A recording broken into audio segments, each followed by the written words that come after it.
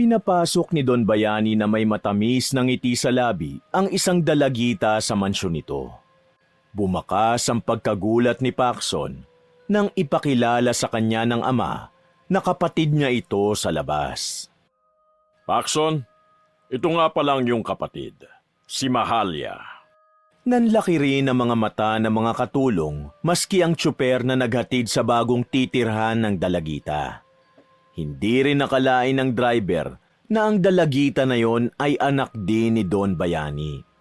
Nakakalokong ngumiti si Mahalia kay Paxson na naghatid naman ng kakaibang pakiramdam sa binata. Hello po, Kuya Paxson. Nice to meet you po. Para bang biglang gumapang ang kilabot sa kanyang magkabilang braso sa paraan ng pagpapakilala nito sa kanya.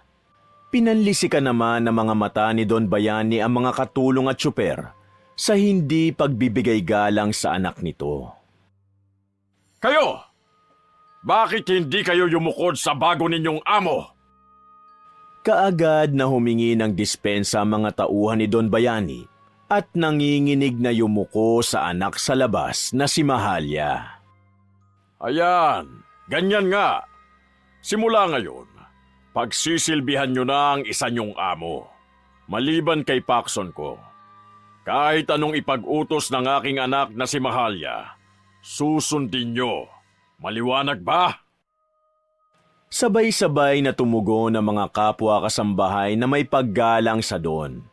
Samantalang ang dalagitang si Mahalia, hindi matanggal ang napakalagkit ng ngiti sa labi. Tinititigan nito si Paxson na kaagad namang ikinaiwas ng tingin dito. Hindi niya gusto ang kapatid niya sa labas.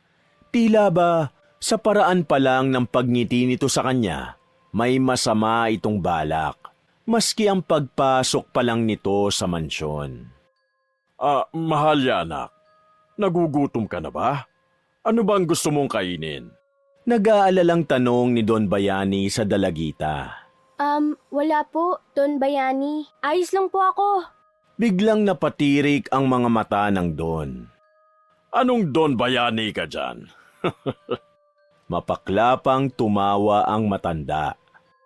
Daddy, simula ngayon, Daddy na ang itawag mo sa akin, ha anak? Anak kita, hindi ka na utusan ngayon gaya ng ginagawa sa iyo ng mga tao doon nung nasa tondo ka pa. Dito ka na rin ngayon titira, kaya wag na wag kang mahiyang tawagin akong Daddy. Kasi ipinagmamalaki kita, anak. Kitang-kita ni Paxson ang kinang at galak sa mga mata ni Mahalia nang sabihin niyo ng ama niya sa dalagita. Talaga po? Don? Daddy? Tumango naman ang Ginoo. Kung ganun, pwede pong dad na lang para maikli at sosyal? Maarteng demand ni Mahalia na ikinalaki ng mga mata ng binata. Sure na sure, anak. Much better. I love you, Dad. Minarkahan ng dalagita ng halik si Don Bayani sa kaliwang pisngi. Nagagalak naman itong inakbayan ng Ginoo. O ano, kakain ka na ba? Ano bang gusto mo at agad kong ipahanda sa aking mga katulong? Mga utusan. Hindi po. Hindi pa naman po ako gutom, Dad eh. Okay pa ako. Ganun ba? Ang haba ng biyahe natin Nawala na po kasi ang gutom ko. Nakita ko na po kasi si Kuya. Bumaling ang atensyon ng dalagita kay Paxson. Napakagat ng labi ito at napalagok ng laway. Sobrang excited po kasi ako na makilala ang kapatid ko. Kaya napawi na po yung gutom ko nang makita ko po ang nakakatanda kong kapatid. Napahagalpak ng tawa si Don Bayani at bahagya pang ginulo ang buhok ni Mahalia. Ikaw talaga, anak kong maganda. Dad, nakakahiya sa mga utusan. Ano ba? Maarting himig na reklamo ng dalagita na parinig nito sa mga katulong. Huwag kang mahiya, Mahalia. Sa totoo naman hindi ba? Pinukula ni Don Bayani ng agarang tanong ang mga katulong At agad naman siyang binigyan ng tugon ng mga ito. Yan ang gusto ko. Dapat pinupuri niyo itong dalagita kong ito. O ano? Gusto mo bang makipagbanding sa Kuya Paxson mo? Of course, Dad. I want to bond with him. Para naman, mas makilala ko pa siya ng lubos. Nax, natuto ka ng mag-English ha? Dati naman nung nasa tondo ka, hindi ka ganyan magsalita. Napahagik-gik si Mahalya. Siyempre, Dad. Need ko, no? Kasi ikaw yata ang father ko. So need kong ganito mag-talk. Di ba ganun naman po sa mga mayayaman? Sosyal. Ang lakas talaga ng sense of humor mo, anak. O siya, magbanding na kayo ng Kuya Paxson mo. Daddy, may tinatapos po akong project ko sa agriculture eh. Kailangan na po kasi. Kaya excuse me lang po ha. Tatalikod na sana si Paxson nang tawagin siya ng mayamang ama. Paxson, stop! Dito ka lang. Huminto sa paglalakad ang binata. Nang pagpihit niya patalikod, narinig niya ang panakanakang paghikbi ni Mahalya. Nakayuko ito habang pinupunasan ang mga luha sa mga mata. Dad, para po yatang ayaw kong kabanding ng kuya. Hindi po ba niya ako tanggap dahil po anak ako sa labas? Inalo-alo ni Don Bayani ang dalagita. Mahigpit na hinagkan at hinagod ang likuran. Shh, tahan na. Hindi yan. Tanggap ka ng kuya mo. Ano ba? Dad, Paxson, umiiwas ka ba kay Mahalya? Kapatid mo yan. Nakababata mong kapatid. bumuntong hininga si Paxson. Hindi naman po, Daddy. Kaso may kailangan po akong i-prioritize ngayon eh. Mahalaga ang pag-aaral. Mas mahalaga ang kapatid. Ang pamilya. Ngayon na nga lang kayo magsasama eh. Hindi ba matagal mo nang hinihiling sa akin ito, Paxson? Ang magkaroon ka ng kapatid? Daddy, bata pa po ako noon. Pero ngayong lumaki na po ako, may sarili na akong pag-iisip. Na-realize ko na masaya ako sa pagiging uniko iho. Hindi ko na po kailangan ng kapatid. Sa sinabing yun ni Paxson, sinugod agad siya ni Don Bayani ng isang malakas at malutong na sampal. Tumabingi pakaliwa ang mukha ng binata. Di kalaunan, namula na ang kanan niyang pisngi. Marahan niyang hinimas-himas ito habang nangingilid-ngilid ang luha. Daddy, bakit mo po ginawa sa akin yun? Mahiya ka naman. Nasa harap mo si Mahalya. Kapatid mo siya. Nakakasakit ka ng damdamin eh. Mag-sorry ka!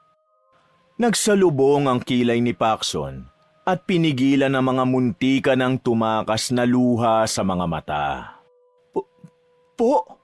Mag-sorry ka sa baby sister mo. Daddy naman! Isa, Paxson! Ano bang masama akong sinabi? Wala naman... Dalawa!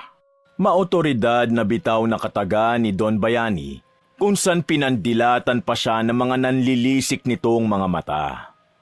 Wala na lamang tuloy na gawa ang binata, kundi humingi ng paumanhin sa pasaring na parinig nito sa dalagita. Nagpakawala muna siya ng buntong hininga. Sorry, Mahalya. Labas sa ilong na saad niya. Hindi sincero ang binitawan niyang sorry kay Mahalya. Sabay iling na may sama ng loob sa ginawa ng ama. Kahit kailan hindi pa ako nasaktan ni Daddy ng ganito Ayos lang yun, kuya. Kapatid po kita at mas nakakatanda ka po sa akin. Kaya ako na lang magpapasensya. Ano? Kita mo na, Paxson? Buti pa tong kapatid mo, madaling makaunawa. Kung sino pang mas bata, siya pang madaling makaintindi. Mahinang napapalatak si Paxson. Sabahan mo na si Mahalya. Itour mo siya dito sa mansyon. Pagkwentuhan lang kayong dalawa at ako'y marami pang kailangang asikasuhin. Ikaw na ang bahala sa kanya, Paxson. Labas sa ilong uli na sumagot ang binata.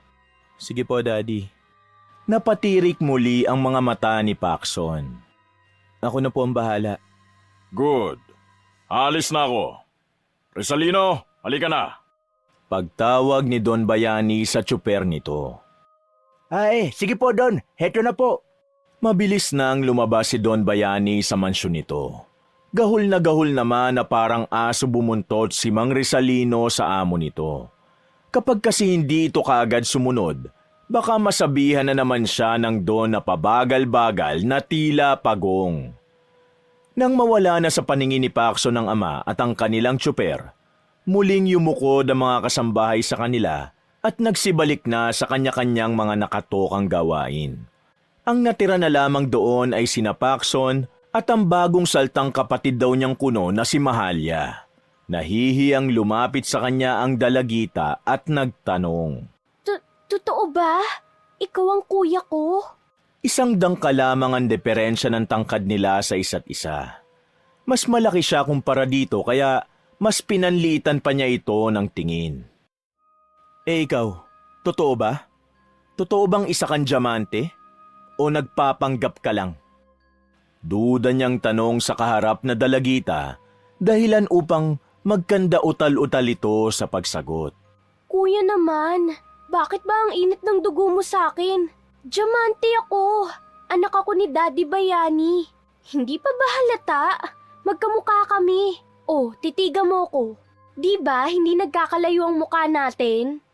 Pinakatitigan niya ng maigi ng mata sa mata si Mahalya. Siniyasat ang hulma ng mukha nito, maski ang tabas ng sulok ng mata at tangos ng ilong. Ganoon din sa manipis na labi at makapal na kilay. Hindi nga maipagkakailang magkahawig nga silang dalawa. Kung ganon, saan ka nang galing?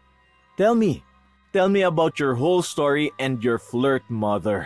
Maitim na ang anyo nitong pinukulan niya ng masamang tingin si Mahalya.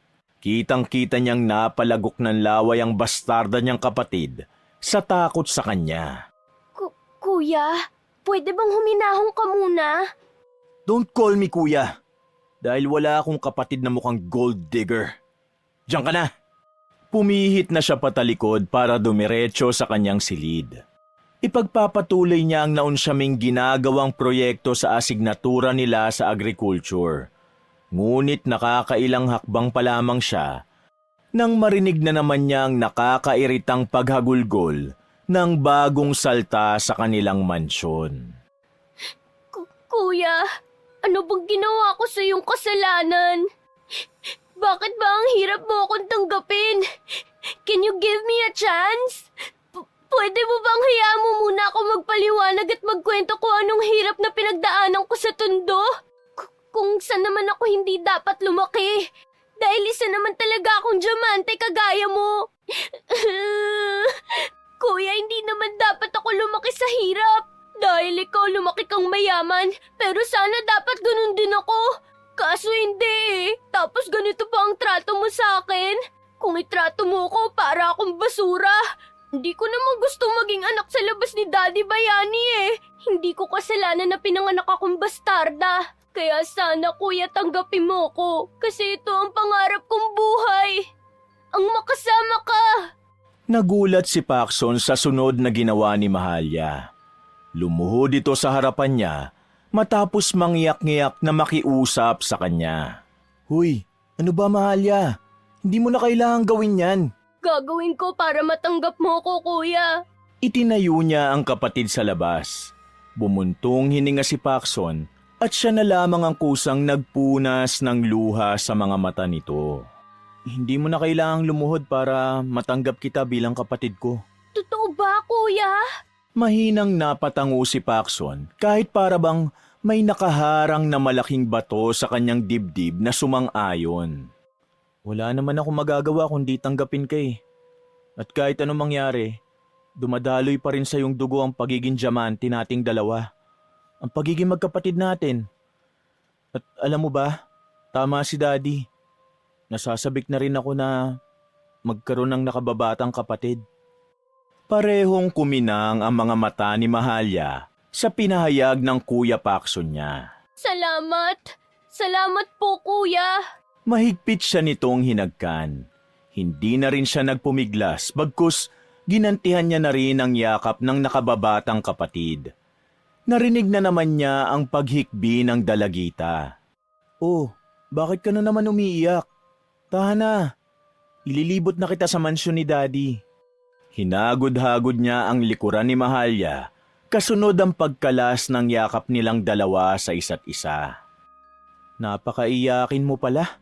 Masyado lang po akong masaya, kuya. Tears of joy. Kasi natupad na ang ambisyon ko sa buhay na maging mayaman. Maging isang diamante. Malawak na napangiti si Paxson. Masyado palang malakas ang impluensya namin para makilala ang aming pamilya. Oo, kuya. Kilalang kilala kayo maski sa lugar namin. Kaya nga, pangarap kong mapabilang dito eh. Kung ganon, Mahalya, kung diamante ka naman talaga, wala dapat sa isip mong pangarapin na mapunta rito. Matutupad talaga ang pangarap mong mapabilang ka sa pamilya natin. Bakit? Hindi mo ba alam noon na isa kang diamante? Si Kuya Paxo naman, may duda ka pa rin ba sa akin? Bahagyang nagsalubong ang kilay ni Mahalya sa kanyang ipinahayag. Magkwento ka nga sa akin. Paano ka ba natagpuan ni Daddy? Kayo ng mami mo. Wala naman kasing nababanggit sa akin si Daddy na ikaw palang hinahanap niyang isang anak. Ang kapatid ko. Masyado kasing masikreto yun eh. Lalo na sa akin. Akala ko, ako lang ang anak niyang diamante. Nagsimula nang magkwento si Mahalya. At habang nagkukwento ang bagong kakilala niyang kapatid, iginagala na ni Paxson ang dalagita sa malaking mansyon na yon ng kanyang ama. Hindi ko po talaga akalain, kuya, na hinanap niyo po ang mama ko noon. Wala rin po akong kaide-ideya na kabit po si mama ng daddy mo at anak pala ako sa labas. At yun na nga po, nang mahanap niyo yung barong-barong naming bahay, hindi na po niya nadatnan si mama kasi... Kasi ano? Nang mapansing bumagal sa pagsunod si Mahalya sa kanya, tumigil na rin silang dalawa sa diretsyong daan na kanilang tinatahak sa mansyon. Panaka-naka nang humihikbi ang kanyang kapatid na babae nang biglang may maalala. Patay na po si mama. Isang taon na po ang nakakalipas bago dumating ang daddy mo sa buhay ko. Ano? Bumakas ang gulat sa mukha ng binata sa isiniwalat na yon ng kanyang kapatid. Namatay po si mama sa sakit niya po. TB po, tuberculosis. Napatakip si Paxson ang kanyang bibig. Nag-uumpisa na namang umiyak si Mahalya, kaya gumawa na siya ng paraan upang pag-aangin ang loob nito. Siya na ang nagkusang yumakap naman kay Mahalya. Shh, ayan ka na naman, tama na, tahan na. Sigurado akong hindi matutuwa ang nanay mo kapag nakita kanyang umiiyak. Sigurado po ako, kuya. Masayang-masaya na po si mama ngayon sa langit. Dahil po napunta na po ako sa maayos na pamilya. Bonus na lang po sa akin ang kabaitan niyo. Ganon din po ang karangyaan niyo sa buhay. Yung mga material na bagay na matatamasa ko po rito. Oo naman. Proud na proud yun sa'yo. Alam mo ba, kuya? Mabuti na lang talaga nakaalis ako sa lugar namin dun. Binubugbog po kasi ako ng amain ko dun sa tundo. Simula po nung namatay po si mama, lagi nang naglalasing yung kinakasama niya. Saka inaabuso na po ako. Muntikan pa nga po ako mamolestya kung hindi ko po mas piniling lumaban sa kanya. Parang isang hulog ng langit si Daddy Bayani nang dumating po siya sa buhay ko. Para pong pangalan ni Dad, naging bayani ko po siya sa kamay na bakal ng amain ko. Saktong dumating siya, kinuha niya po ako. Ipinahuli sa pulis si Tito. Tapos sinalayo niya po ako sa miserableng buhay ko sa tundo. Hanggang sa mapadpad nga po ako dito. Habang pinakikinggan ni Paxson ang talambuhay ng kanyang kapatid sa labas nung nasa tundo pa lamang ito, walang pagsidla ng panlulumo niya ng mga sandaling yon. Tila tuloy nagsisi siya nung tinrato niya ng hindi maganda si Mahalya kanina. Hindi niya lubos maisip paano kung sa kanya nangyari ang ganong nakapanlulumong sinapit ng kapatid. Hindi niya yata kakayanin dahil lumaki siyang lahat ng luho ay naaasam niya. Lumaki siyang kumakain ng masasarap na pagkain. Dagdag pa ang pagmamahal ng mga magulang na hindi naranasan ng kapatid sa labas sa amain nito buhat ng mamatay ang ina ng dalagita. Kaya naman ang kaninang bigat na nakaharang sa kanyang dibdib, biglang natanggal nang mapawi yun ang kwento ng kapatid. Mistulang gumaan na ang pakiramdam niya kay Mahalya. Sa kabilang banda, naisip din ni Paxson ang panloloko ng ama sa kanyang yumaoring ina. Hanggang sa binawian ng buhay, hindi man lang kasi nalaman ng kanyang mami na may kabit pala ang ama niyang si Don Bayani, na ang ibinunga nga ay ang putok sa buho na anak na si Mahalya. Ngayon, naintindihan ko na. Po, kuya? Panahon naman para ikaw ang magtamasa ng lahat ng ito dito sa mansyon. Susulitin natin ang magkasamang dalawang araw na ito. Sige po, Kuya Paxson. Sobrang excited na po akong magkabanding tayong dalawa. Lalabas tayo. Walang pagsidlak ang galak na naramdamang yun ni Mahalya matapos nitong marinig ang sabi niya. Saan mo ba gusto? Di kalaunan, nakarinig si Paxson na bigla na lamang parang may kumulog sa kung saan. Tila babagyo na naman yata. Naku, mukhang hindi yata tayo matutuloy sa paglabas. Mukhang nagbabadya yata ang signal number 3 Red rainfall warning.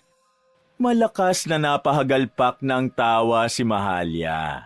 Kuya naman, tiyan ko lang yun. Ay, ganun ba? Opo, sa pagkakataong ito, gutom na talaga ako. Kung ganun, kakain tayong dalawa sa labas. Saan mo ba gustong fast food restaurant kita dalhin? Binanggit ng dalagita kung saan sila lalabas. Ititreat niya ang kapatid na babae. Magkukwentuhan na rin ang tungkol sa buhay-buhay. Nang makarating na sa kilalang fast food restaurant na may pulang bubuyog sa pamungan na pinto, nag-order ng kung ano-ano si Mahalya. 6 pieces na Chicken Joy bucket with spaghetti family at isa pang bucket na Chicken Joy na may palabok na family pan. Tinanong pa ni Paxson kung makakaya bang ubusin yun ng kapatid. Hindi na siya nito sinagot. Bagkus nilantakan na ng dalagita ang lahat ng in-order sa hapagkainan. Napamulagat siya't saksi sa pagiging masiba ng kapatid na babae. Nakakailang subo pa lang kasi siya, pero nakakarami na ito ng chicken na nauubos. Ganon din ang family pan na palabok at spaghetti. Hindi lang yon, humirit pa ng order. Sumigi naman siya. Isa pang bucket ng chicken ang tinira ni Mahalya. Napapalagok na lamang siya ng laway habang pinapanood ang kapatid na chumichibog. Mahalya, sigurado ka bang kaya mo pa yung mga yan? Baka naman maimpatyo ka na. Napatango ang dalagita at sumagot ito kahit may laman ang bibig. Opo, kuya.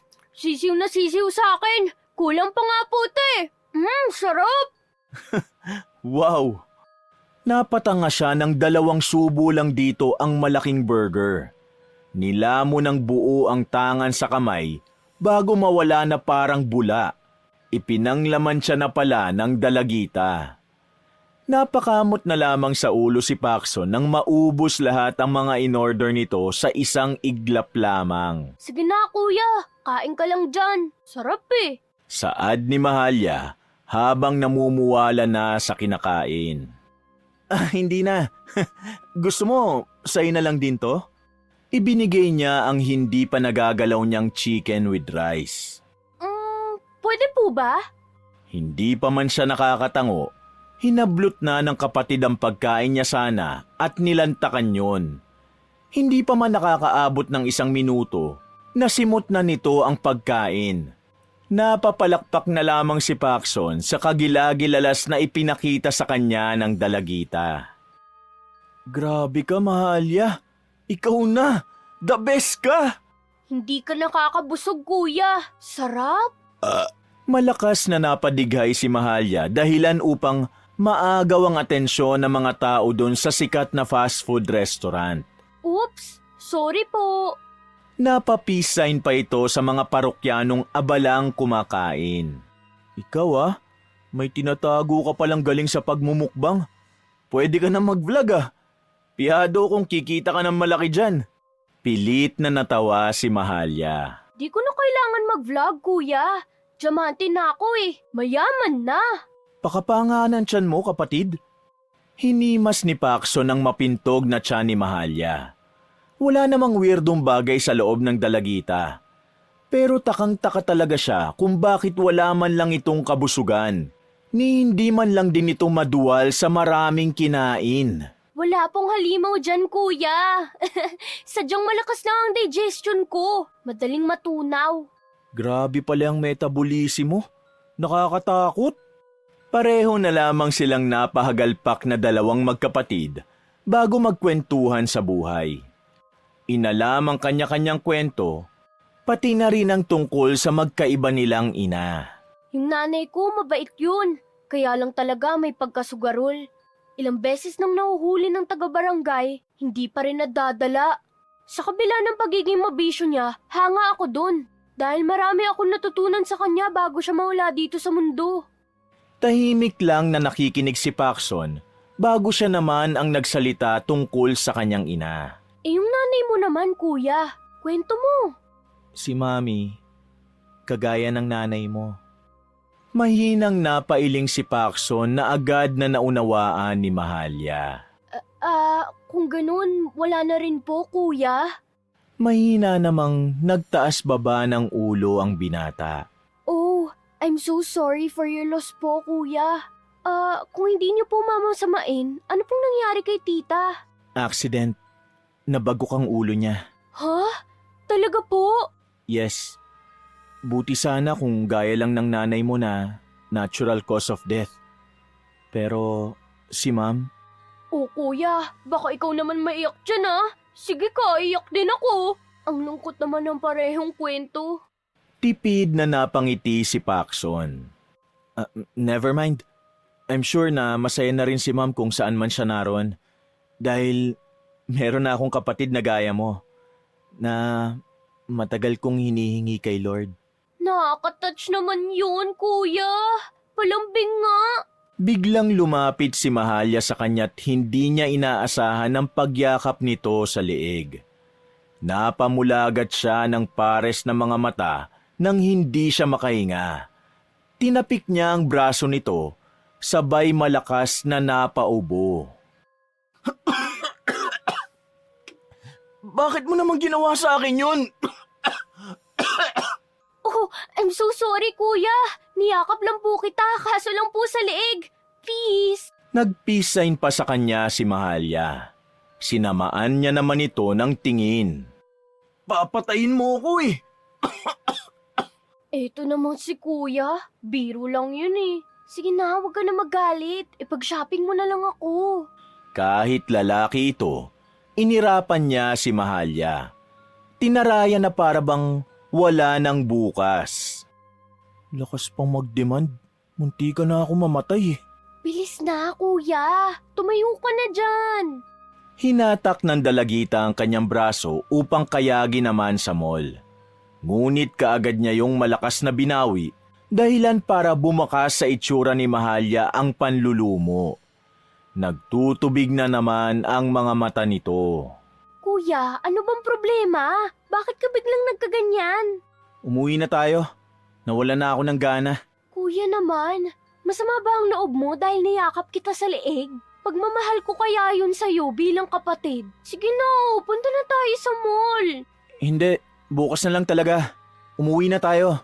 Baka nandun na si Daddy. Wala na lamang nagawa ang dalagita kundi ang sumama sa kanya pauwi. Panay naman ang hingi ng sorry sa kanya ni Mahalya. Hindi na raw nito uulitin ang pagyakap nito sa leeg sa kanya. Maski biro ba yon o simbolo ng pagmamahal, mali ang ginawa nito na kamuntikan na niyang ikapahamak. O ngayon kuya, pwede na ba akong yumakap sa'yo? Ha? Wag lang sa leeg. Ikaw talaga. Hindi ako makahinga kanina. Malakas na napahagalpak ng tawa si Mahalya at hinampas siya sa braso. Sige na kuya. Big hug! Sinalubong siya ng yakap sa buong katawan. Sa malapad nitong katawan, para na itong si Barney kung iahambing. Halos maging ubi na ang kulay nito na kagaya si Barney nang kumala siya rito sa pagkakayakap. Grabe yun ah, para akong niyakap ng halimaw. Wala palang kaibahan talaga sa pagyakap sa leeg ko.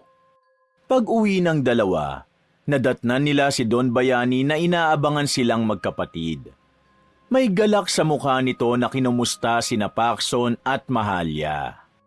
Oh, kumusta? Saan kayo nagpunta? Ang dami niyong pinamili ah. Para sa'yo ba yan, anak ko? Opo, Dad. Bili po ni Kuya. Sobrang sulit po ang bonding naming dalawa. Mabuti naman at nakapagpalagayang loob na kayong dalawa. At natutuwa ako sa iyo, Paxson. Dahil itinuring mo ng nakababatang kapatid itong si Mahalya. Isa kang mabuting kuya. Isinubo ni Don Bayani ang hawak na tabako. Ibinuga nito ang puting usok. Nagkalat yon sa paligid. Agad na tinakpan ni Paxson ang kanyang bibig. Tapos ay binugaw ang usok na nagmula sa bibig ng ama. Daddy, pwede ba tayong mag-usap na tayong dalawa lang? Oh, bakit? Anong problema? Basta, pinanlakihan niya ng mga mata ang kanyang mayamang ama. Mahalya kapatid, pwede ka ba munang umakyat sa kwarto mo? Mag-uusap lang kami ni Daddy. Bakit po, Kuya? Anong problema? Pwede naman ako dito, 'di ba? At sumali sa usapan niyo ni Dad. Total, parte na ako ng pamilyang to eh. Iba kasi to. Basta sumunod ka na lang sa akin. Bilang kuya mo, susunod ka sa akin kasi ako ang nakakatanda sa'yo. Pwede? Tinaasan niya ng boses ang dalagita. Bahagyang nasindak si Mahalya at napatangu-tangu na lamang. Yaya Lourdes, pakidala nga po ang kapatid ko sa kwarto niya. May mahalaga lang po kaming dapat pag-usapan ni Daddy. Sumunod naman ang katulong na utusan at kinayag na ito sa magsisilbing silid. Nang silang dalawa na lamang mag-amang magkaharap, tinanong na siya ni Don Bayani kung ano ba ang pag-uusapan nila. Bakit mo pinaalis ang kapatid mo? Hindi mo hayaang sumali nga siya sa usapan nating dalawa. Daddy, bakit mo naman niloko si Mami? Hindi man lang alam ni Mami hanggang sa huling hininga niya na may bastarda ka pala. Gigil na tanong niya sa matanda. Pansamantalang nayanig ang buong sistema ni Don Bayani bago makapagsalita. Ano bang pinagsasasabi mo? May kabit ka, Daddy. Hindi mo ba alam yun? May kabit ka. Hanggang sa mamatay si Mami at inuuod na ang katawan niya, niloko mo siya. Bakit, Daddy? Bakit? Pwede bang itiko mo yung bibig mo? Marinig ka ni Mahalya. Ano naman kung marinig niya ako? Matapang na paghahamon ni Paxson sa don niyang ama. Di ako natatakot sa'yo dahil manloloko ka. Tumigil ka, Paxson. Kung ayaw mo malintikan sa akin, sinasabi ko sa'yo. May himig na pagbabanta sa kanya ng matandang mayaman. Pero bakit nga po, Daddy? Bakit niyo po niloko si Mami? Bakit hindi man lang ito nalaman ni Mami nung nabubuhay pa siya? Nangyari na, Paxson. Huwag mo nang ungkatin pa. Oo, nagkamali ako. Hindi ko nasabi sa mami mo nung nabubuhay pa siya. Pero may magagawa ka pa ba? Magagawa mo bang pabangunin ng mami mo sa hukay at umamin ako ng kasalanan sa kanya? Ha? Ganun ba? Umangat ang magkabilang balikat ni Paxson sa gulat. Pero hindi siya nagpagapi o nagpasindak sa kaharap na ama. Ang gusto ko, mangumpisal ka, Daddy. Ikumpisal mo ang iyong mga kasalanan sa simbahan at humingi ka ng tawal ng buong tapat sa harap ng puntod ni Mami. Kung hindi mo gagawin yon, hindi kita kailanman patatawarin. Habang buhay ako magtatanim ng sama ng loob sa iyo na dadaling ko hanggang kamatayan. Nagbitaw pa si Paxson ng masasamang salita sa ama bago niya ito talikuran ng may sama ng loob. Kasunod naman noon ang pag-imbita ni Don Bayani kasama siya sa tahanan ng Diyos upang umamin sa lahat ng kasalanang ginawa nito noong kabataan. Nagtirik na rin silang mag-ama ng kandila sa nicho ng ina na nakalagak sa moseleo. Naramdaman niya ang buong pusong paghingi ng kapatawaran nito sa harap ng puntod ng ina. Patawarin mo ko, Pilipina. I'm so sorry to betray you. I'm so selfish to do this because when you were still alive, hindi ko kayang sabihin ito sa'yo. I'm so sorry, my wife. Napakahirap umamin. Napakahirap tanggapin na mali ako. I'm so sorry. I'm so sorry, asawa ko. Pinanood lang niya ang amang lumuluha sa harap ng puntod ng kanyang ina. Kasabay ng pag-iyak ng mga kandilang itinirik nila sa babaeng pinakamamahal ng mag-ama, ang matinding pag-iyak din ni Don Bayani sa wala ng buhay nitong asawa. Natukso lang talaga ako, Pilipina. Asawa ko. Sana mapatawad mo ko dyan sa itaas. Pakibulong na rin kay San Pedro.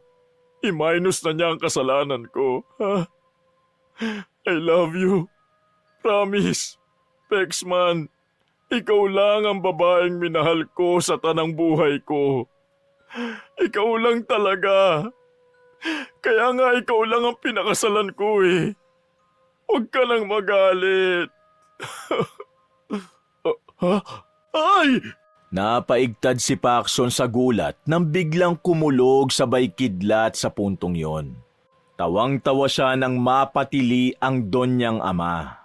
Hala, yari ka. Galit pa rin sa'yo si Mami, Daddy. Paano na yan? Ayan na naman, oh. Kumikidlat na naman. Ay! Sinibat siya ng matalim na tingin ni Don Bayani sa panunukso niya rito. Tama na, Paxson. Tumigil ka dyan. Tinatakot mo na akong bata ka eh. Umuwi na nga tayo. Wala pa ring tigil sa kakahagalpak ng tawa si Paxson hanggang sa makapasok silang pareho sa sasakyan. Tinutukso pa rin niya ang ama. Ayan kasi, niloko mo si Mami. Kaya yan, hala, lolokohin ka rin niya. Dadalaw siya mamaya sa panaginip mo. Isa, Paxson. Kapag hindi ka pa tumigil, isasama kita sa libingan ng mami mo. Hala siya. Dahil alam niyang madaling mapiko ng ama, ipinagpatuloy niya ang pananakot na pang-aasar dito. Hindi na lamang yun binigyan ng pansin ni Don Bayani. Rizalino, paandarin mo na ang sasakyan. Uuwi na tayo. Hala si Daddy oh, di naman mabiro. Sige po, Don. Ini-start na nga ng tsuper na si Mang Rizalino ang makina ng sasakyan.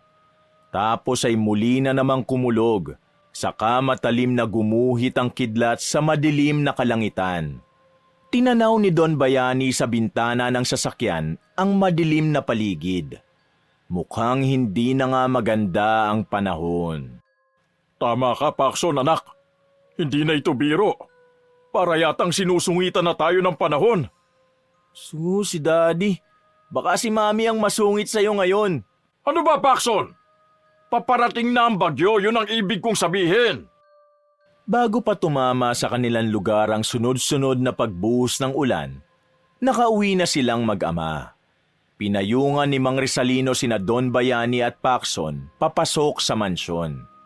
Pagsara ng pinto, nadat na nila ang senaryong hindi nila inaasahan. Lumuluhod na ang matandang hardinero nilang si Mang Epifanio sa nakatayo at nakapamewang na si Mahalya. Nakadao pa mga palad nito habang nakikiusap sa dalagita. Sorry na po ma'am, hindi na po mauulit. Parang awa niyo na po. Huwag niyo po akong palalayasin. Kailangan ko po itong trabahong ito para sa mga apo ko. Wala po magpapakain sa kanila, ma'am. Hindi! Lumayas ka! Anong kaguluhan ito? Parehong napalingon sina Mahalya at Mang Epifanio sa gawin nila Paxson. Maski ang binata ay takang-taka sa nadat na nilang senaryo ng kanyang bastardang kapatid at hardinerong utusan. Dumausdo sa mga tuhod na lumapit ang matandang hardinero kay Don Bayani. Umiiyak na itong nakikiusap. Sir, Don Bayani, huwag niyo po akong palayasin. Nagmamakaawa po ako sa inyo. Naguguluhan naman ang mukha ng Don sa naninikluhod na matanda rito. Ano bang nangyari, Mahalya, anak? Umarko ang kanang kilay ni Mahalya na tinaraya ng hardinero. Yung matandang yan? Pipatas lang ako ng gumamela sa hardin natin. Aba, pinagbawalan ba naman ako? Ang kapal, hindi ba niya kilala kung sino ako? Bumaling ang ulo ni Don Bayani sa ibaba kung saan patuloy pa ring nagmamakaawa ang matanda. Totoo ba yon, Epifanio? Hindi ko naman po alam, Sir Don eh. Hindi ko po alam na anak mo po siya, Sir Don. Ano? Para namang nagpanting ang magkabilang tenga ng mayamang Ginoo sa sinabi ni Mang Epifanio. Sir Don! Ano bang hindi ko sinabi sa inyo? Tanga ka ba? Bobo? O talagang wala kang utak at hindi mo naalala na ipinakilala ko sila sa inyo isa-isa na anak ko siya? Ha? Sa malakas na pagsinghal na yon ni Don Bayani, pumailan lang ang boses nito sa buong mansyon na ikinagulat ng mga utusan at ng tsuper. Sir Don, wala po ako ng mga panahong yun. Absent po ako. Anong absent? Don Bayani, maniwala naman po kayo. Sa pagkakataong yon, sumingit na ang tsuper na si Mang Rizalino upang ipagtanggol ang hardinero. Sir Bayani, tama po yung mga sinabi ni Kuya Epifanio. Nagpaalam po siya sa inyo noon bago niyo pa po ipakilala sa amin si Ma'am Mahalya bilang anak ninyo. Lumiban po si Kuya Epifanio dahil may sakit po ang isa niyang apo nung araw na ipinakilala niyo po sa amin ang anak ninyo sa labas. Tumahimik ka! Nayanig ang buong sistema ng tsuper sa muling pagsinghal na yon ng Don. Kapal ng pagmumukha mo? Anong anak sa labas? Driver ka lang dito, tandaan mo yan. Huwag kang nakikisali sa usapan ah. Ikaw anak, hayaan mo muna ako ha? Tumahimik ka lang dyan. Ako nang bahala sa dalawang ito. Ito kasing driver mo eh. Pakialamero, palayasin na rin yan. Nang gagalaiting saad ni Mahalya na duro kay Mang Rizalino. Ay, pasensya na po, ma'am. Humingi ng dispensa ang tagapagmaneho ng pamilya Diamante. Hindi pa rin makapagtimpi si Mahalya at tangka pa sanang papuputukan si Mang Rizalino. Ngunit sumenyas na si Pacson upang umawat.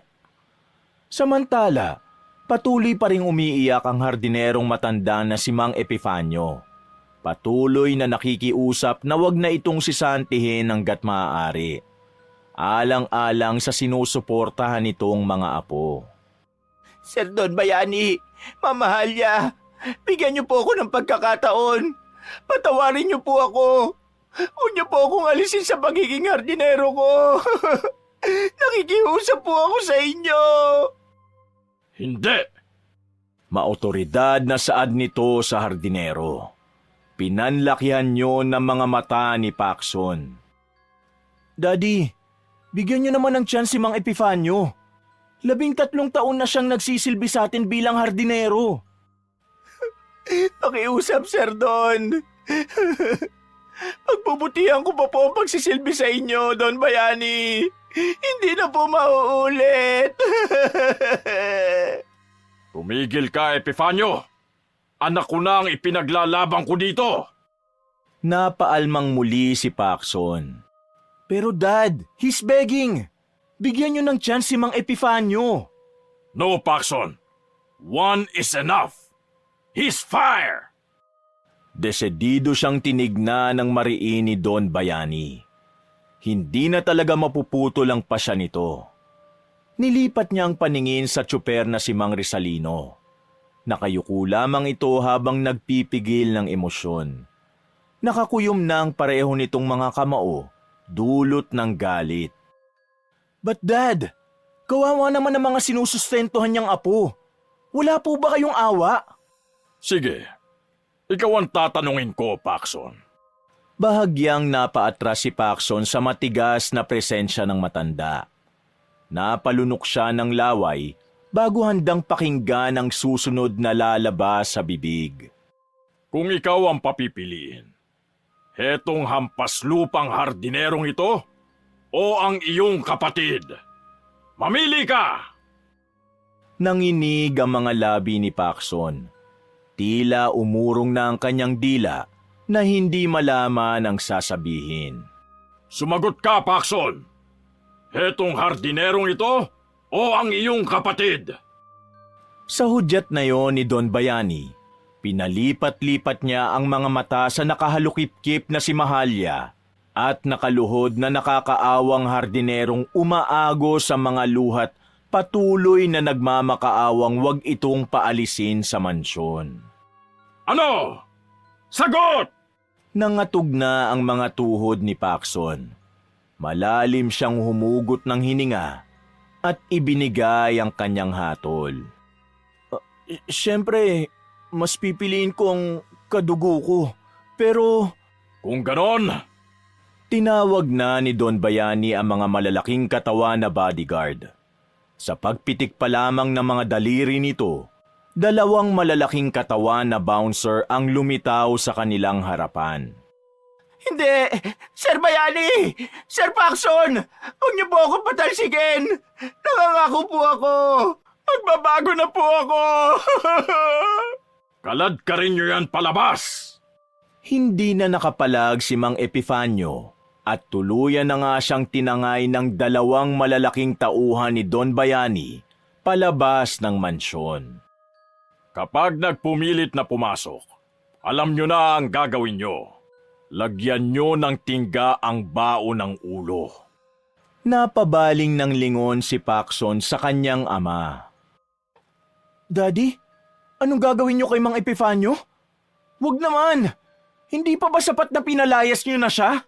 Wala na akong magagawa, Paxson. Kapag nagpumilit, yun talagang kahihinat na ng taong malapit ng kainin ng mga uod. Pero Dad, Lagi ka na lang tumututol, anak. Kakampi ba kita o kalaban? Ay, basta, tapos na ang eksenang to. Mag-hire na lamang ako ng bagong hardinero bukas. Kapalit ng matandang yun. makailang ulit na tinapik siya ni Don Bayani sa balikat. Huwag ka nang mag-guilty, anak. Bastos ang matandang yun.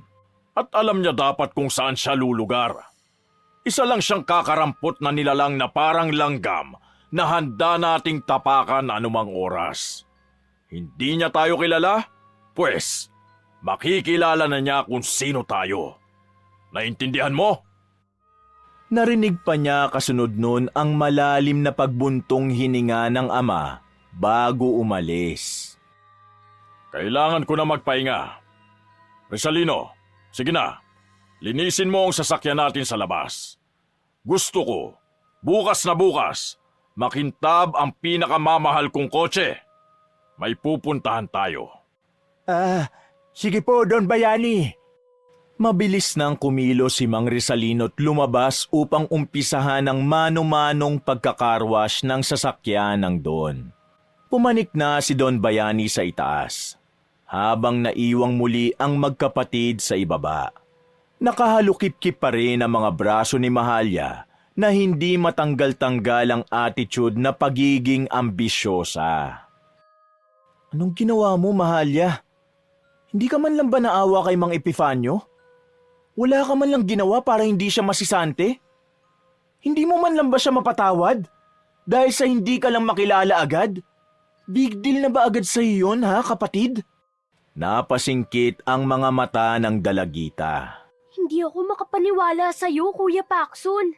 Mga diamante tayo. Wala sa bokabularyo natin ang pagiging maawain. Narinig mo ba kanina ang dad natin? Para lang silang isang peste sa paningin natin. Tirisin mo lang eh. Agad-agad na silang makakalimutan ng lahat. Tayong maimpluwensyang mga tao. Hindi. Hindi mo dapat kaawaan ng taong yun. Sinasabi ko sa'yo, Kuya. Walang lugar sa buhay natin ang mga taong ganun. Madali natin silang mapapalitan. Pinanlakihan pa siya ng mga mata ni Mahalya.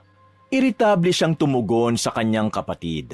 Gosh, Mahalya, hindi nating ugaling mga diamante ang pagiging mata pobre. ang manliit ng kapwa. Ha ha ha. Kuya Pakso naman. Bakit si Daddy Bayani? Hindi ba pagiging matopobre ang tawag mo doon? Gosh ka rin. Hay nako. Baguhin mo na ang attitude mo, kuya. Bahala ka. Kapag ganyan ka madaling mauto, baka sa akin mapunta ang lahat ng mana ni Daddy. Oras na mawala siya. Kahit ikaw pa ang legal na anak. What? Tumigas ang panga ni Paxson at hindi na sinupalpal ng sagot si Mahalya. Mukha yatang na-overwhelm siya at na-estatwa na sa kinatatayuan sa sobrang gigil niya sa kapatid sa labas. Babush na, kuya kong uto-uto. Matutulog na ako. Baka masira tong beauty ko. Need ko mag-relax. Yaya Lourdes, Yaya Eva, pakihanda po ng face mask relaxation ko pati ng lemon. Need ko mag-relax. Hindi naman nag-atubiling kumilos ang mga katulong na tinawag ni Mahalya at kinuha na ang mga ipinag-uutos ng dalagita. Napabulong na lang si Paxson sa hangin. Ang kapal na mukha mo.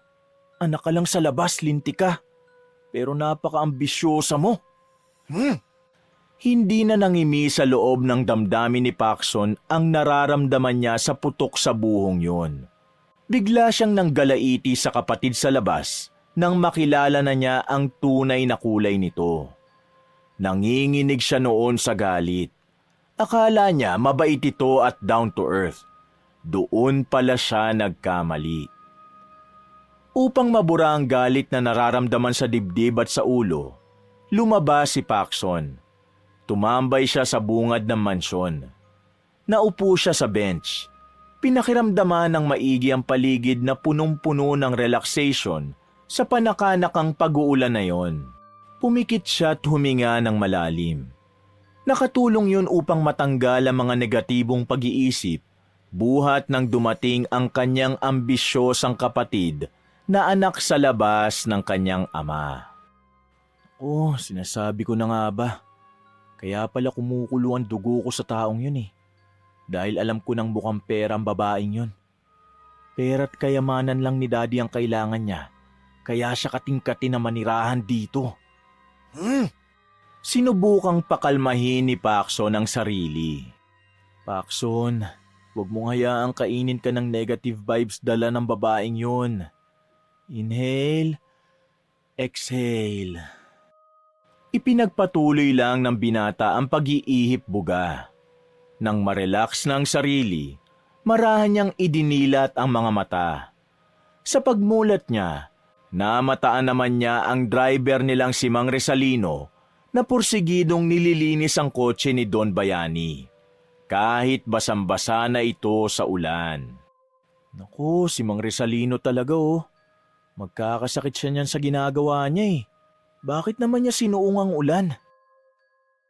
Kaagad na kumilos si Paxson at hinablot ang payong na nakita niyang nakatiklop sa isang tabi. Binuksan niyo ng binata at tinakbo ang dakilang tsuper na nililinis ang kotse ng mayaman niyang ama. Paglapit niya sa may edad na lalaking abalang sinasabunan at kinukuskus ang mamahaling sasakyan ni Don Bayani, agad niyang kinublihan ng payong ang tagapagmaneho ng kanilang pamilya. Nahinto sa pagsasabon si Mang Resalino nang mapansin ang kanyang presensya. Sir Paxson, bumalik na po kayo sa mansyon. Mayayari po ako nito kay Don Bayani eh. Magaya pa po ako kay Kuya Epifanio kapag nalaman niyang nandito po kayo. Nag-aalalang sabi ng tsuper sa kanya, maski sa sarili na baka mawalan pa ng trabaho. Huwag po kayong mag-alala, Mang Rizal. Nagpapahinga na po ngayon ang aking ama. Wala ka pong dapat ikabahala. Saka isa pa po, magkakasakit ka po niyan eh. Sige ka, gugustuhin mo po bang dapuan ka ng sakit? Lalo na po ngayon, matanda ka na po. Mas prone na sa iba't ibang uri ng sakit. Huwag mo naman pabayaan ang sarili mo. Ayos lang po ako, Sir Paxson. Sanay na ako. Saka matibay po ang immune system ko. Kaya wala ka pong dapat ipag-alala. Tsaka, trabaho ko din ito eh. Naiintindihan ko naman po na trabaho niyo yan. Kaso hindi mo maayos na magagawa ang trabaho mo hanggat hindi mo inaalagaan ang sarili mo. Oo, sabi ko na nga ba, Mang Rizal eh.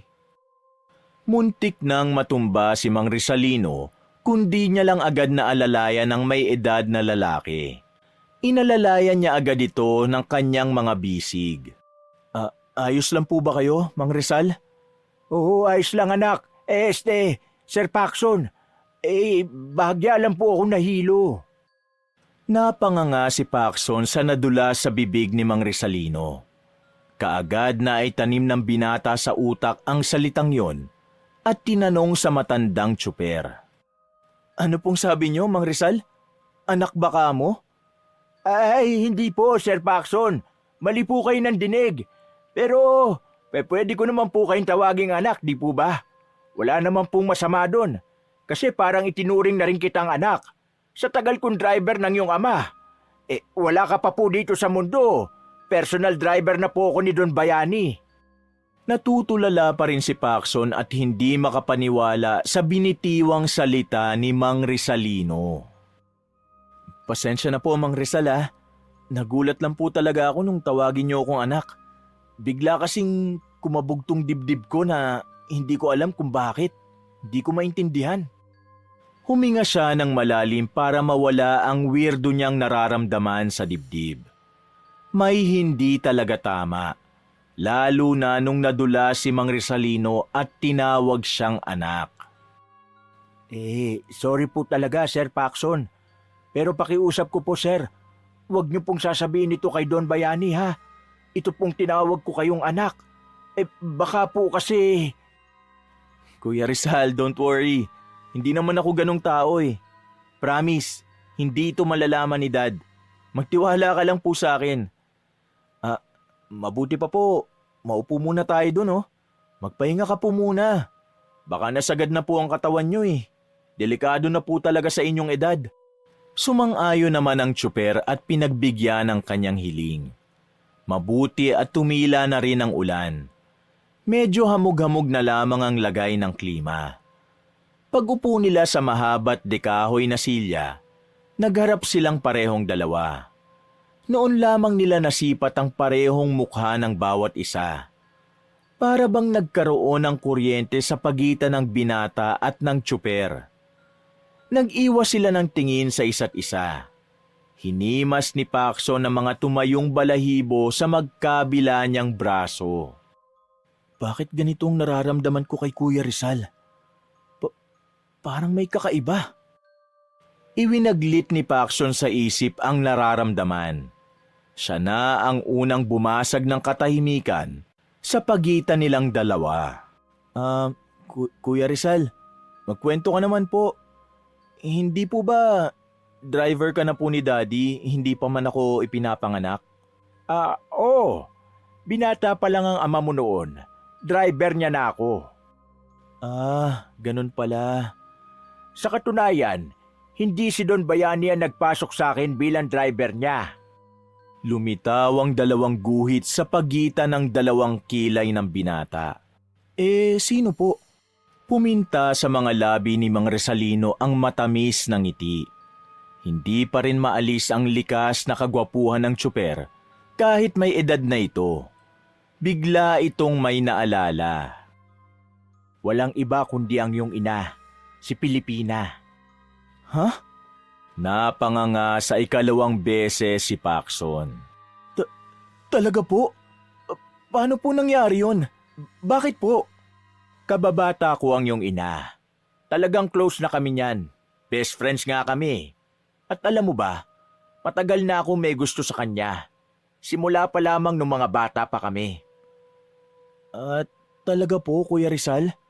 Napatango si Mang Rizalino. Kaso nga lang hindi kami pwede sa isa't isa. Malaki ang diferensya naming dalawa lalo na sa estado ng buhay namin.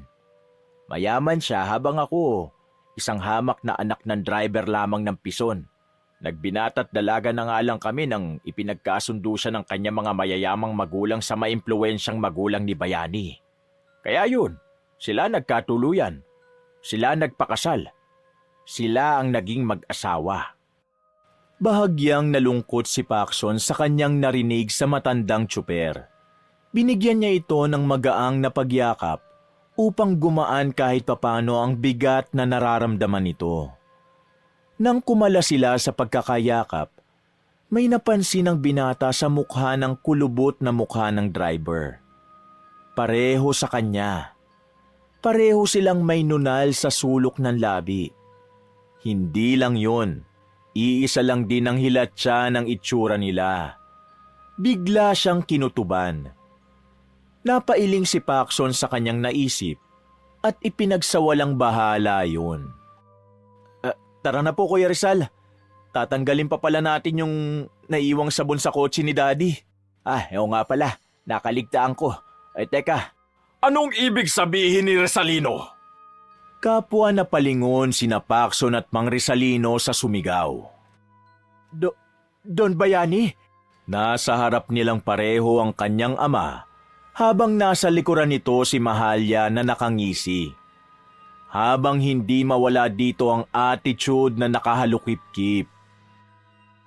Daddy, nagpahinga lang po si Kuya Rizal.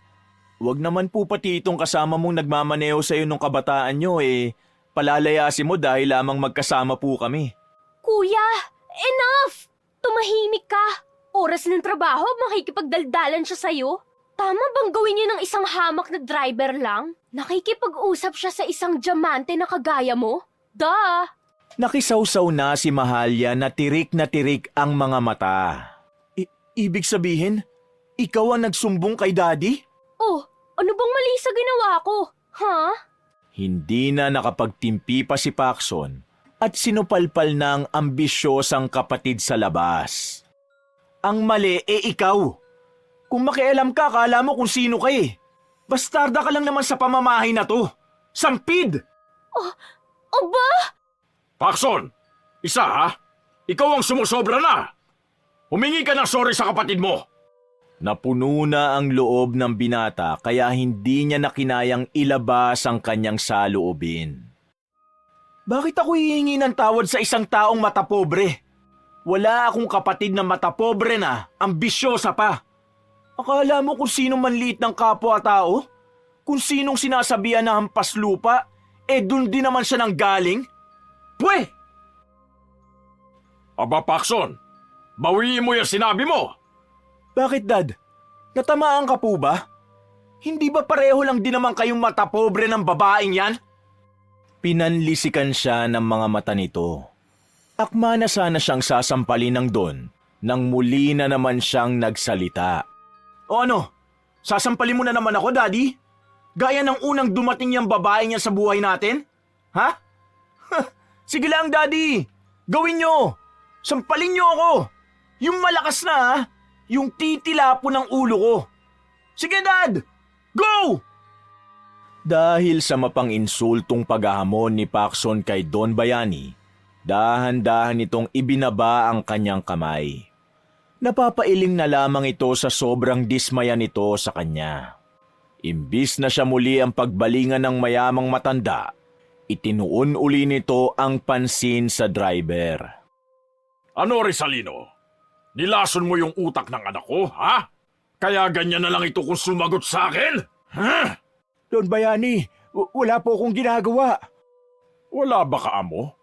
Ang sabihin mo, tinuruan mo itong si Paxson ko para kalabanin ako. Dad, ano ba? Tama si Kuya Rizal. Hindi niya ako tinuturuan ng kahit ano. Sarili kong pag-iisip to. Kaya ako sumasagot ng ganito sa'yo para matauhan ka. Dumilim ang anyo ni Paxson at tinapunan ng tingin si Mahalya. Itong ambisyosang babaeng to, ang tunay na lumason sa utak mo, Daddy! Tinuro niya ang dalagita na pekeng nagulat. Ako? Anong kinalaman ko dito? Dahil sip-sip ka! Dahil mukha kang pera!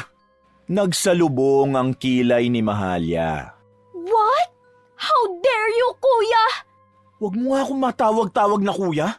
Naalibadbaran ako sa kaartehan mo eh. Sabing tumigil ka na, Paxson! Isang malakas na sapak ang ipinalasap ng Don sa binata. Bumagsak siya sa lupa na may dugo sa sulok ng labi. Agad siyang pinuntahan ng matandang tsuper na si Mang Rizalino at nag-aalalang sinipat ang kanyang mukha. Diyos ko anak, ayos ka lang ba? Napailing-iling si Paxson sa pagkahilo sa tinamo niyang suntok sa ama. Buong loob siyang tumayo at matapang na hinarap ang mayamang matanda. Ginawa mo sa akin yun? Maluhaluhang sambit niya kay Don Bayani. Pasensyahan tayo, anak. Tangka na sanang ipapadapo niya ang kamao sa Ginoo nang pigilan siya ng mga bodyguard nito na malalaki ang katawan. May hahalin tulad sa wrestler na si Batista. Bitawan niyo ako, ano ba? Gusto ko lang makaisa sa taong yan! Ano ba, bitaw sabi? Ipasok niyo siya sa loob ng kwarto niya. Ikandado niyo. Huwag niyong hahayaang makalabas yan hanggat hindi ko sinasabi. You can't do this to me, Daddy! But I will. I have my power. At ikaw? Tinuro ni Don Bayani si Mang Rizalino. Ngumiti ng nakakaloko ang bastardang anak na si Mahalya na tila ba sumasang-ayon sa dalagita ang lahat. Sisante ka na! Hindi, Don Bayani! Ako ang magiging driver niyo hanggang bawian kayo ng buhay! Yun ang habilin sa akin ng asawa niyo bago siya mawala! Hindi ba po? Hindi niyo na po ba naaalala? Tumawa lang si Don Bayani. Wala akong maalala eh. Sorry. Ulyani na yata ako. Huwag mong gawin sa akin to, Don Bayani! Sorry pero gagawin ko. Sige na mga bodyguards ko. Ilayo niyo sa akin ang taong yan. Baka lasunin pa niyan lalo ang utak ng anak ko. Hindi! Don Bayani! Sinubukang magpumiglas ni Mang Rizalino sa mga utusang bodyguards. May kalakasan pa din kasi ang matandang tsuper. Dahil doon, sinikmuraan pareho ng dalawang mato ng driver. Ayan, tama yan! Gulpihin niyo kapag pumalag. Masamang tumingin si Mang Rizalino sa bastardang anak na babae nang gatungan pa nito ang mga bodyguard. Pagbabayaran niyo lahat ng ito! Sinisiguro ko sa inyo! Babawiin ko sa inyong dalawa si Paxson! Hindi niyo siya may tatago sa akin! Paulit-ulit yung sinasabi ni Mang Rizalino habang palayo siya ng palayo. Binulungan ni Mahalya si Don Bayani. Mukhang may saltik na po yata sa utak ang driver niyo na yan ah. Parang banta po siya sa atin, Dad. Kung ipahuli na kaya natin sa polis? O dalhin sa mental? Ano sa tingin mo? Parang si Judas Iscariote lang kung bumulong ang dalagita sa ama nito. Isang traidor upang masunod lamang nito ang gusto at masamang binabalak. Hayaan na lang natin, Mahalya, anak. Ang importante ngayon, wala na si Rizalino sa buhay natin. Lalo na sa kuya mo. Tama po kayo, Dad. Pumasok na tayo. Dumidilim na naman ang kalangitan. Mukhang babagyo pa. Yes, Dad. Susunod na po ako. Wait lang. Bilisan mo. Ayokong abutan ka ng pagulan. Mahirap pa naman magkasakit ngayon. Itinaon ni Mahalya na mag-isa na lang ito sa labas at nakapasok na ng tuluyan si Don Bayani sa loob ng mansyon. Dinukot nito ang cellphone sa bulsa at may tinawagan nito sa kabilang linya. Palihimpang luminga-linga ang dalagita sa paligid upang makasiguradong walang makaalam o makarinig kung ano ang pag-uusapan ng dalawa o ng misteryosong kinakausap nito. Hello, Tito. Malapit ko na isa-isang matupad ang plano natin. Mapapatalsik ko din tong si Paxson sa mansyon. Tapos, voila! Wala nang balakid para mapasakin ng kayamanan ni Daddy Bayani. Makukuha ko na ang lahat! Ang lihim palang kausap ni Mahalya sa kabilang linya ay ang amay nito sa tondo. Oo, kapag natupad ko yung Tito, tatalo na tayo sa Plan B. Lalasunin ko na si Daddy. Yan naman ang plano nating dalawa, di ba? Narinig ni Mahalyang natawa sa kabilang linya ang amain. Suwestyon pa nito, bakit di na lang tuluyang patayin si Paxson para madali na lang ang susunod na hakbang para maangkin ang kayamanan nito bilang anak sa labas na diamante. Tito, hindi ko naman pwedeng gawin yun. Ano ka ba? Kahit papano, kuya ko pa rin siya, no? Tsaka may konti pa akong konsensya. Hindi ako tulad mo na leader ng sindikato. Maya-maya, narinig na niya ang malakas na boses na pagtawag ni Don Bayani. Ay, sorry tito. Tinatawag na ako ni Daddy. Saka na tayo mag-usap. Huwag ka magalala. Nakakulong naman sa kwarto yung legal na anak ni Daddy Bayani. Madali na yung mga susunod na hakbang. Pinatay na ni Mahalya ang koneksyon nito sa kabilang linya ng tiyuhin. Pagpasok sa loob ng mansyon, napabalikwas ito ng lingon ng malakas na kumulog at kumidlat. Ano ba yan? Nakakagulat naman. Ano ba, Mahalya anak? Pumasok ka na dito sa loob. Baka kumapano ka pa dyan sa labas. Sinunod na lang ng dalagita ang ama. Opo, nandyan na po. Pagpasok sa loob ng mansyon, nag-aalalang tinanong ito ni Don Bayani. Bakit ba napakatagal mo sa labas? Sino ba yung kausap mo sa cellphone? Biglang kinabahan si Mahalya. Hindi dapat malaman ng ama na ang tiyuhin nitong kunwaring nang aabuso dito ang kausap nito. Ano po kasi? Naghahanap po ako ng trabaho. Ayoko po kasi maging pabigat sa inyo. At para na rin sa security natin. Kung sakaling mawalan po tayo. Napangiwi ang dalagita sa walang kalatoy-latoy nitong palusot. Ngunit napapaniwala naman si Don Bayani sa kabila ng hindi nito kapani-paniwalang dahilan. Ganun ba? Huwag ka nang maghanap ng trabaho. Hindi tayo mawawalan. Bilyonaryo kaya ang ama mo. Nagtaas baba pa ang magkabila nitong kilay. Napangiti naman si Mahalya sa hambog na birong yon ng ama, pero totoo naman. Wow, talaga po, Dad. Kung ganun may parte ba ako sa bilyong-bilyong pera mo na yan? But of course, you're my daughter. Hindi ka mawawalan. May mana kang makukuha sa akin. Thank you, Dad. I love you. Malambing na hinagka ni Mahalya si Don Bayani. Ganoon din ang Ginoo sa dalagita. Nang kumala sila sa pagkakayakap, saka ito nagtanong sa Don. But how about Kuya Paxson? Meron din ba siyang parte sa bilyon-bilyon mong ari-arian, Dad? Of course. He's my son. My legitimate son. Pero Dad, kumakampi siya sa mga utusan. Hindi po kaya nababaliw na ang kuya? Tapos kinakalaban ka na rin po niya. Gugustuhin niyo bang mapunta ang yaman niyo sa taong kumakampi sa mga hampas lupa? I'm sure hindi. Biglang napaisip si Don Bayani. Pero di kalaunan, napagtanto rin ng Ginoo na parabang pinapaikot na ito ng dalagita. No, anak ko pa rin siya. At pareho ko kayong dapat tratuhin ng tama. Pareho kayong may parte sa kayamanan ko, oras na mawala ako. Huwag kang maging gahaman, Mahalya. Halata ka na. Itinigil na ni Mahalya ang pagmamanipulat kontrol sa ama, nang mapansing may muhi na sa mukha nito. Pagtalikod ng ama para pumunta sa kusina, dumilim ang anyo ng mukha ni Mahalya.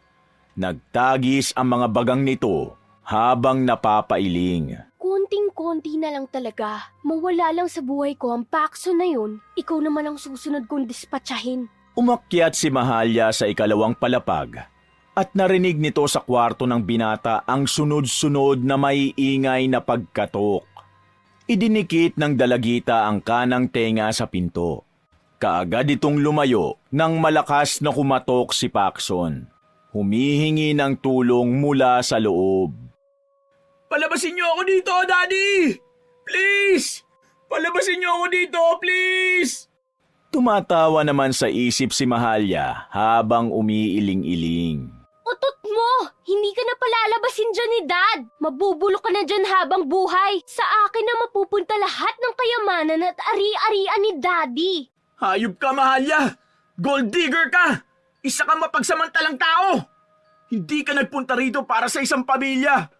Pumunta ka dito dahil ang pakay mo pala ang pera't ari-arian ng aking ama! Da! O paano? Goodbye! Tumitirik na lamang ang pares na mga mata ni Mahalya habang inaasar ang nakakulong na binata sa loob. Sige lang! Sumatsat ka pa dyan ng sumatsat. Kasi kahit anong gawin mo, sa akin mapupunta ang huling halakhak! Hinayaan ng dalagitang kumatok ng kumatok sa pinto si Paxson. Wala na itong pakialam kung mamaga ang kamay nito sa pagkatok ng soundproof nitong silid na pinagkulungan ng kuya. Ang importante lang sa kanya ay ang masunod ang plano nilang magtiyuhin. Ang maligo silang pareho sa limpak-limpak na salapi ng mga lahi ng diamante. Oras na nga sigurong gawin ang plan B. Ano ba? Lalasunin ko ba? O yung brutal na paraan na lang ang pipiliin ko ng pagkamatay ng aking ama? Napailing ito sa naisip. Wag na nga, masyadong madugo yun. Lalasunin ko na lang. Teka nga, ipagtitimpla ko na ng kape si Dad. Tamang-tama, maulan ngayon. Kailangan mainitan ng sikmura niya. Ay mali, erase. Hindi pala ako dapat ang magtimpla.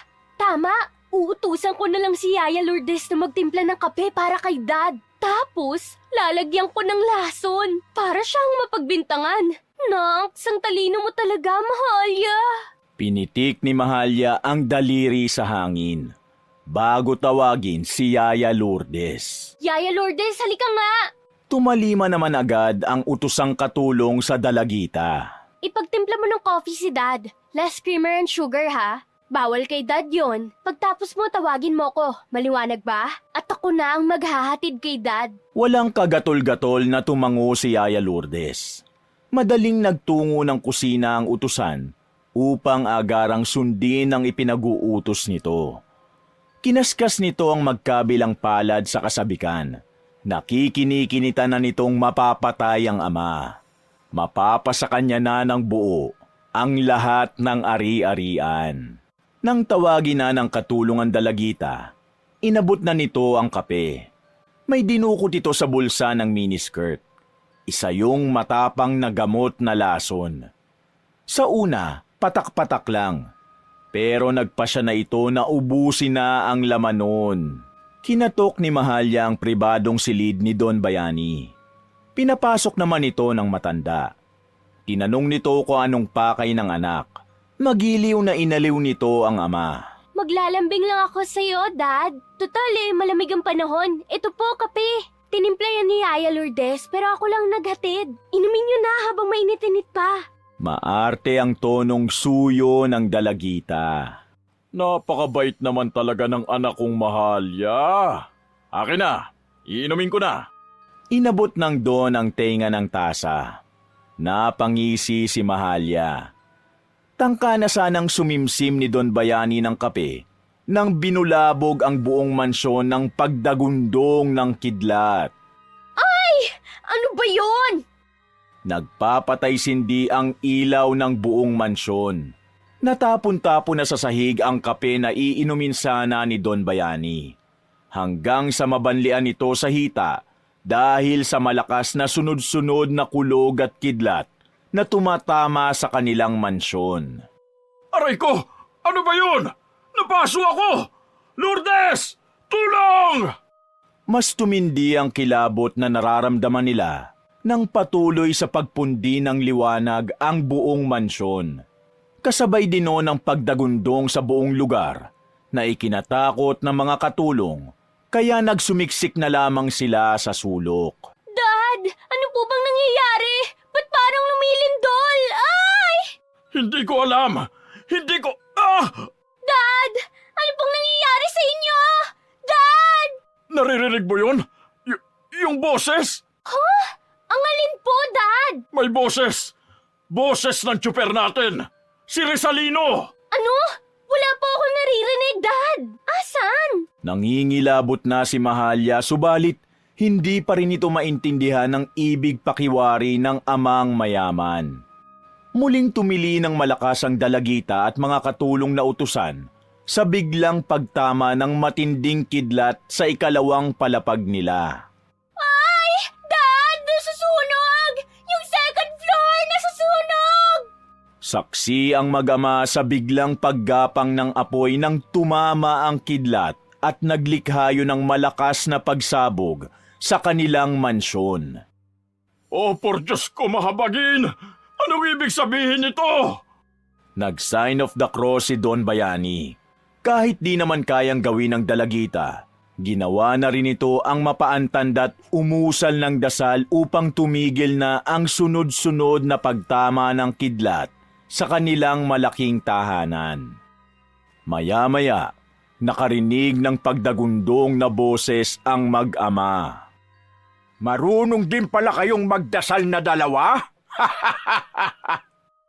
Nilibot ni na Don Bayani at Mahalya ang buong mansyon. Sabi ko na nga ba, ikaw ang may kagagawa nito. Napakasama mo! Lumaban ka ng patas! Huwag mong idaan sa kapangyarihang itim mo! Bakit? Natatakot ka na bang tikman ng malagim kong kulam para sa anak mong bastarda? Ha? Humalakhak ng boses mangkukulam ang matandang lalaki. Mang Rizalino, nakikiusap ako sa'yo. Huwag mo nang bulabogin ang mansyon namin. Ang magiging kayamanan ko, please! Aba, at may gana ka pa talagang makiusap? Tsaka hindi ka ba nag-aalala sa kalagayan ng ama mo? Ang inaalala mo itong mansyon? Bakit? Dahil ba oras na mamatay ang ama mo, sa'yo mapupunta? Ganun ba, bastarda? Marahang bumaling ang ulo ni Don Bayani sa anak nito sa labas. Totoo ba yan, anak? Hindi ako mahalaga sa'yo? Hetong mansyon lang ba ang pakay mo kaya ka sumama sa akin?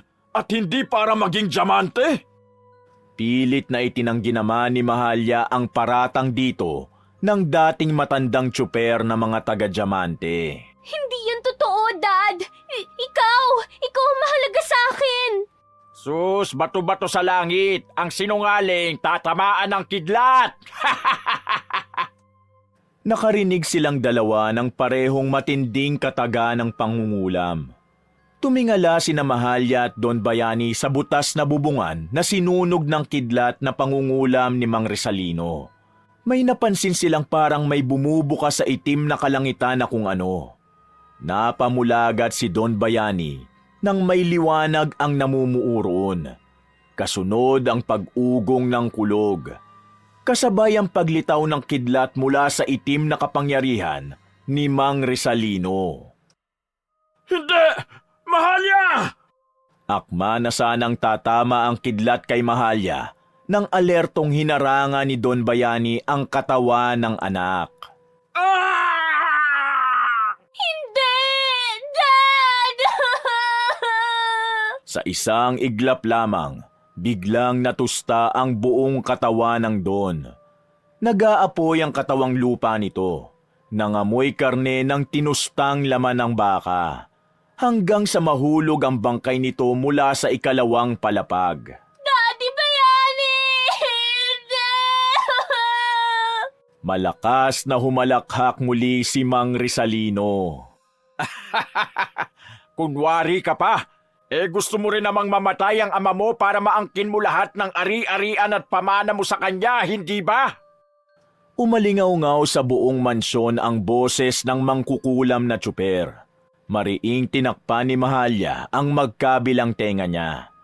Kasabay ang bawat patak ng ulan sa kalangitan, ang pagtangis nito na wala ng kawala sa matinding mangkukulam na handa itong patayin ng malakidlat nitong itim na karunungan. Parang awa mo na, Mang Rizalino! Gagawin ko po ang lahat! Huwag niyo lamang ako paslangin! Dahil sa labis na pagsusumamo ni Mahalya sa mabangis na mangkukulam na si Mang Rizalino, pinatila na nito ang ulan. May kakayahan pala ang may edad na lalaki na pahintuin ang ulan o maglikha sa kalangitan ng pag-ulan kahit anumang oras nitong gustuhin. Minana ni Mang Rizalino ang pangungulam na yon ng kapangyarihang itim sa pagkidlat mula sa yumaong ina ni Paxson. Oo, tama ang hinala ng iba sa inyo na ang tunay na ama ng binatang si Paxson ay walang iba kundi ang tsuper ng pamilyang Diamante, si Mang Rizalino. Hindi alam ni Don Bayani na ang anak na dinadala ng asawa niya noong nabubuhay pa ito ay hindi sa Don, kundi sa driver nila. Agad na nasulot ni Mang Rizalino ang ina niya habang abala sa negosyo ang Don. May nangyari na rin sa ina nito at kay Don Bayani, pero mas lumamang ang sperm count ni Mang Rizalino noon kaya nabuo si Paxson. Naaakalain ng lahat ay isa siyang diamante. Subalit isa lang palang malaking kalokohan ang lahat para sa binata. Dahil ang kaisa-isang diamante lang sa kasalukuyang henerasyon na magmamana ng lahat ng nasa mansyon na yon, na walang iba kundi si Mahalya na mas piniling maging ambisyosa, mukhang pera at ituloy ang masamang balak sa sariling ama. Lubos na nagsisisi ang anak sa labas nang pumanaw na si Don Bayani na si Mahalya sa lahat ng kasamaang ginawa nito sa mga utusan. Sa hardinerong si Mang Epifanio, lalong-lalo na kay Mang Rizalino na isang matinding mangkukulam pala. Ngayon, sinayang ni Mahalya lahat ng sa kanya. Ang kayamanang pilit niyang inaasam ay naging bato pa dahil sa pagiging ambisyosa nito sa sarili. Ang buong mansyon na yon ni Don Bayani at mga ari-arian nito na mapupunta sana kay Mahalya ay malilipat sa wala naman talagang dugong diamante na sina Pacson at ang mangkukulam nitong amang si Mang Rizalino. Habang ang dalagitang ambisyosa mananatiling nasa ibaba, naging katulong na utusan sa kamay ng binata at sa ama nitong mangkukulam na dati ay tsuper, pero ngayon ay isa ng ganap na don. Wakas! Mga kapatid, naiibigan niyo ba ang ating kwento? Maraming salamat ha. Kung hilig niyo rin ang mga kwentong pag-ibig, pakisuportahan naman ang isa ko pang channel, ang Mr. Love Tagalog Story. At pakicomment na rin kung taga saan kayo, para naman alam ko kung hanggang saan umaabot ang mga kwento ko. Salamat uli, hanggang sa susunod!